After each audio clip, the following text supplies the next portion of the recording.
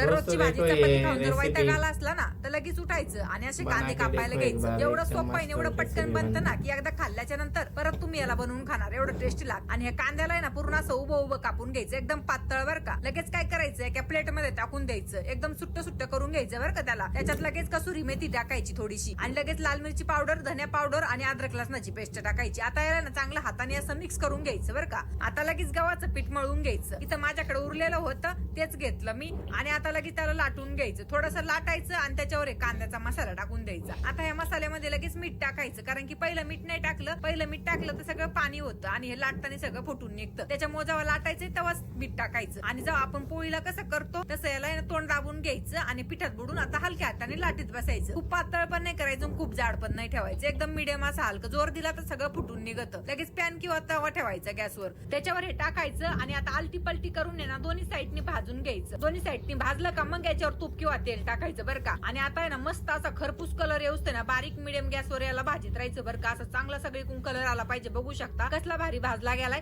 असाच दुसरा सुद्धा भाजून घेतला मी. आणि आता जेव्हा खायचंय ना तेव्हा परत याला तूप लावायचं असलं तर लावू शकता. आणि दोन्ही हाताच्या मध्ये ना मस्त याला 2-3 रट्टे मारून घ्यायचे, असा मस्त ढिल्ला पराठा होऊन जातो ना. आता याला ना मस्त पैकी दह्या बरोबर खा किंवा सॉस बरोबर खा, कसली जबरदस्त टेस्ट देते. त्याच्यामुळे तुम्ही एक वेळेस नक्की बनवा आणि मला कमेंट करून नक्की सांगा.